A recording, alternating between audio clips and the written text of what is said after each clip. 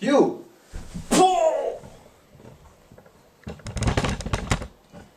Yo! Petite question existentielle aujourd'hui, j'espère qu'on ne voit pas ces coussins ridicules, je vais les déplacer.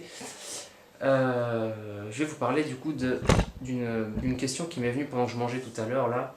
Il doit être 2h il est 2h de l'après-midi, j'ai mangé à midi. C'est coup de poing ou coup de paume. Alors moi j'ai fait 2 ans de Kung Fu. Et en Kung Fu, on a quoi? On a des postures. On a des postures, on a le flamand, on a l'homme ivre, on a plein de postures. Le serpent je l'aime beaucoup. Ces postures-là ont pour but de s'adapter à la morphologie et à la personne qui le pratique. Certaines personnes préféreront certaines postures. Toutes les postures découlent d'animaux existants pour qu'on puisse les comprendre rapidement. Voilà. Moi, j'ai pu tester quelques-unes de ces postures, mais ce qu'on a fait, on va pas se le cacher, c'était surtout de l'endurcissement et des bases, parce que forcément en 2 ans, on va pas commencer à apprendre les postures qui normalement viennent bien plus tard dans la pratique du Kung Fu. Kung Fu, ça veut rien dire, on devrait appeler ça Wushu, parce que Kung Fu, ça veut juste dire maître. Tu peux être un Kung Fu en pâtissier, voilà, on s'en fout. Coup de poing ou coup de paume. On va d'abord réfléchir vite fait pour voir l'implication, pour comprendre vite fait comment ça marche un coup de poing. Déjà, toute l'énergie vient du corps. Toute l'énergie vient du corps.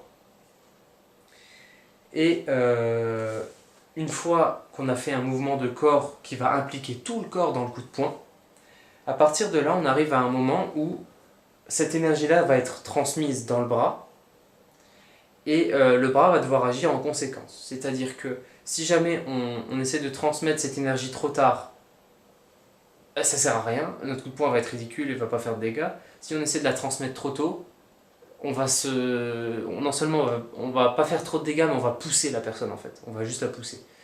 Bon, voilà. Il doit y avoir un timing parfait entre l'arrivée du corps dans le bras et la propulsion du bras et de l'énergie de tout le corps vers la chose ou la personne, etc.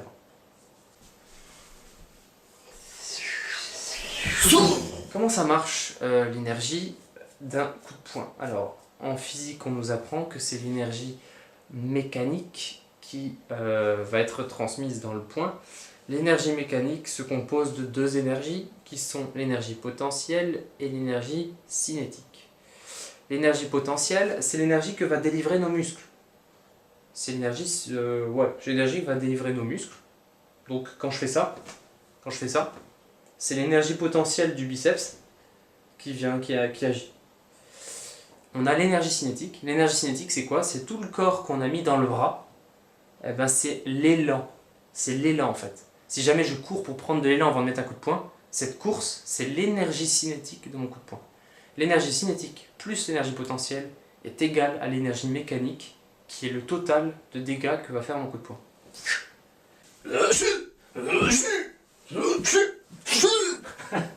La principale puissance du coup de paume vient de cette région-là. Le reste ne sert à la transmission d'une certaine manière. D'ailleurs, c'est là que c'est intéressant. C'est que les moines Shaolin, vous connaissez les moines Shaolin qui tapent sur une pile de briques et qui arrivent à transmettre l'énergie assez bien à la paume pour casser la brique du milieu au lieu de casser la brique du dessus. Ils tapent au-dessus d'une pile de briques et c'est la brique du milieu qui se casse et aucune des autres se casse. C'est très très fort ça, c'est très fort. Ça veut dire que les mecs, je pense, arrivent à assez bien répartir les dégâts sur la paume de manière à ce que l'onde propagée rebondisse sur toute la pile et se concentre en un endroit qui est la brique du milieu et paf, la brique du milieu explose. C'est très très fort, franchement, ça demande un entraînement de dingue et ça demande un endurcissement de dingue parce que taper avec la paume sur une brique qui ne se casse pas, c'est être sûr de prendre quand même des dégâts en retour. C'est-à-dire que ça veut dire que si tu tapes sur quelque chose mais que tu le casses, tu vas prendre aucun dégât. Je veux dire, ta force aura transpercé la chose et ça va être beaucoup plus simple, genre tu vas te faire beaucoup moins mal. si jamais tu tapes sur quelque chose, mais que ce quelque chose est assez fort pour résister à ta force,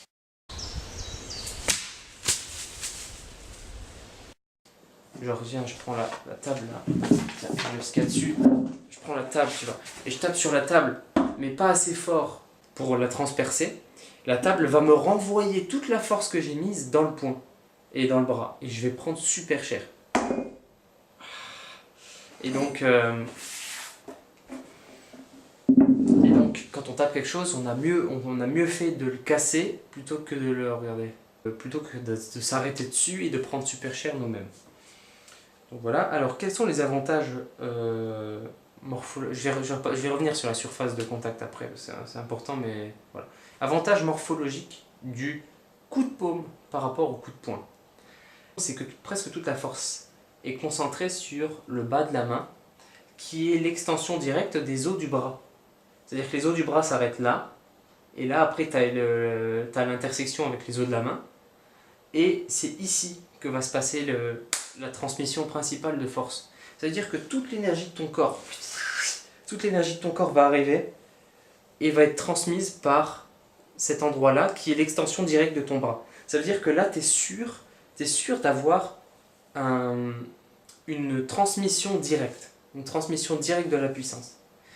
Un coup de poing, en revanche, il y a l'articulation là qui rentre en jeu et le reste de la main. Le problème, et là, c'est que tous les gens qui ont déjà tapé sur des sacs de sable le savent, c'est que cette articulation-là est extrêmement faible. Tous les gens qui ont fait aussi un petit peu de kung-fu, ou d'arts martiaux, ou de judo, d'aïkido, ou tout ce que vous voulez, savent que le poignet est un point faible et il peut être cassé très facilement. En fait, cette articulation-là, c'est un des points faibles du corps. On ne s'en rend pas compte, mais c'est vraiment un des points faibles du corps. Et quand on tape avec cette articulation-là, mais sans entraînement, le poing il va faire ça. Ou alors ça. Et là, on tombe sur, je veux dire, la pire situation possible, quoi. Là, on se fait du dégât à nous-mêmes à coup sûr, en tapant comme ça. Donc on vient, on est super confiant comme ça, oh, je te mets un coup de poing, ah et on met tellement de force dans le coup de poing que les muscles de l'avant-bras, qui ont des noms très bizarres, donc moi j'appelle ça les mollets de bras parce que c'est plus simple à retenir, mais ça a des noms de dingue, les muscles là ne vont pas être assez puissants pour retenir le point droit et donc pour transmettre la puissance directement. Et donc le point va faire ça. Et ça en fait, c'est... Pourquoi c'est la pire chose qu'on puisse faire? Tout simplement parce qu'on ne transmet pas assez de dégâts, on ne transmet rien. Je veux dire, là on a ruiné littéralement notre coup de poing. Notre coup de poing ne sert plus à rien, hein. N'importe qui peut se prendre un coup de poing comme ça et résister sans problème. Donc le désavantage du coup de poing, c'est qu'il a besoin d'être extrêmement entraîné sur des sacs de sable ou, comme le font les moines Shaolin, sur des murs solides ou des morceaux de bois. Parce que c'est là qu'on va réellement entraîner la solidité de l'axe principal du coup. Et voilà. Alors si vous êtes des fainéants comme moi et que vous voulez pas forcément entraîner trop le coup de poing parce que c'est méga chiant, parce que ça demande d'aller à la salle souvent, ça demande de taper des arbres et des choses pour durcir les os et puis pour durcir les muscles d'ici. Si vous êtes des fainéants, vous pouvez penser au coup de paume. Le coup de paume c'est bien parce que ça fait pas des dégâts en plus, comme les dégâts sont...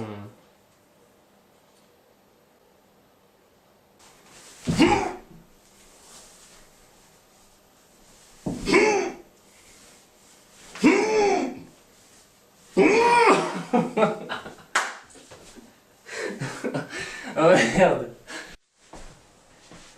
Autre chose importante dans la différence entre le coup de paume et le coup de poing, c'est que récemment, je me suis intéressé un petit peu à ce que Bruce Lee appelle le snap, tu vois, snap punch. Alors le snap punch, en fait, c'est par rapport à un coup de poing. Donc un coup de poing normal, ce serait ça. Un coup de poing normal, ce serait ça. Et tu mets toute ta force et tu mets toute ton envie agressive dans le coup de poing. En gros, tu avances tout ton corps dans le coup de poing d'une certaine manière à ce qu'il soit le plus puissant possible. Ça, c'est un coup de poing normal. Et Bruce Lee, en revanche, il parlait souvent du snap punch. Le snap punch, en fait, c'est quoi? Et de toute façon, en boxe, les gens connaissent ça bien. C'est quand tu tapes Mais au moment d'arriver sur la cible,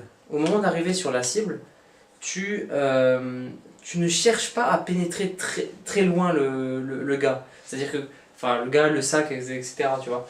C'est-à-dire que si je tape le mur, tiens, j'ai ça, c'est parfait. C'est parfait. Si je tape le mur, un coup de poing normal, ce serait tout mon corps avec la puissance et tout, genre voilà, et je mets tout, et après je pousse, tu vois. Et un snap punch, ce serait ça. Et alors, putain, tu vois, genre là, le coup de poing, l'articulation, c'est cette articulation-là qui prend les dégâts. Hein. Quand t'entraînes pas trop, ça fait mal. Hein. Et donc, voilà, donc t'es là, tu fais ton snap punch. Et en fait, le snap punch, il rebondit. C'est-à-dire qu'au lieu de vraiment pénétrer, il va juste transmettre la force qu'il faut et revenir avec le reste de force qu'il a. Ça veut dire que le snap punch est beaucoup plus sécuritaire en fait. Parce que dans un combat, concrètement, si le mec en face sait se battre, tu fais un coup de poing et tu mets trop de puissance dans ce coup de poing, tu vas toi-même potentiellement te déséquilibrer vers l'avant et t'es foutu. T'es foutu parce que le mec, il saura te faire une parade, il saura te prendre, il saura te défoncer. Quoi. Alors qu'un snap punch, c'est tellement rapide et ça revient grâce à ta propre force. C'est élastique un snap punch. Et voilà, tu chopes la vitesse quoi. Ça c'est un snap punch. Bon. C'est là que ça devient vraiment intéressant entre le coup de poing et le coup de paume. En snap punch, donc coup de poing rapide qui ne pénètre pas, non pénétrant ou alors non en snap, le coup de paume transmet plus de force que le coup de poing. Et là, on est vraiment sur quelque chose de spécial. C'est-à-dire que si vous prenez un camarade et que le camarade tient un coussin pour retenir vos coups, vous allez faire un snap coup de poing et au lieu de déséquilibrer la personne d'en face, ça va pénétrer forcément. La surface de contact est réduite. Surface de contact égale dégâts pénétrants. C'est pour ça qu'un javelot ou une flèche ou une balle, etc., ça pénètre très facilement. Parce que la surface de contact, c'est une pointe. Bon. Surface de contact égale pénétration. Donc, encore une fois, si on est dans cette logique de pénétration, autant faire un coup de poing normal. Ça, c'est un coup de poing qui va vraiment rentrer dans le gars, pour le coup. Alors, par contre, dans une logique de snap, où ton coup de poing est juste censé transmettre une grosse force d'un coup, et te permettre de garder ta sécurité et ta balance. Ta balance, ton balancier, on va dire, ton centre de gravité. Ne pas le déséquilibrer. Et ben pour un coup de poing dans cette logique-là, en fait, le mieux, c'est de transmettre un max de force et sans pour autant chercher la pénétration. Et là, en fait, on se rend compte que le coup de paume est plus puissant. Donc c'est pour ça que je disais, si vous prenez un camarade qui tient un coussin et que vous testez coup de poing et coup de paume en snap, hein, eh ben, c'est le coup de paume qui sera beaucoup plus efficace. C'est-à-dire que le mec, certes, le coussin sera un peu moins pénétré, mais le mec, il sera complètement déséquilibré avec un coup de paume. C'est dingue la puissance qu'on génère grâce à l'axe principal du bras et du tout le corps en fait. Et ouais, voilà, moi je pense que c'est grâce à la transmission directe de la puissance du corps dans le bras que transmission directe, que du coup on déséquilibre beaucoup mieux l'adversaire. Donc moi, dans mon art martial perso, puisque je vais certainement créer le mien d'une certaine manière, avec ce que je connais déjà, il va falloir que... Enfin, je pense que le coup de paume aura vraiment une place d'honneur, parce que comme Bruce Lee, j'ai exactement le même corps que Bruce Lee, pour le coup c'est le même, hein.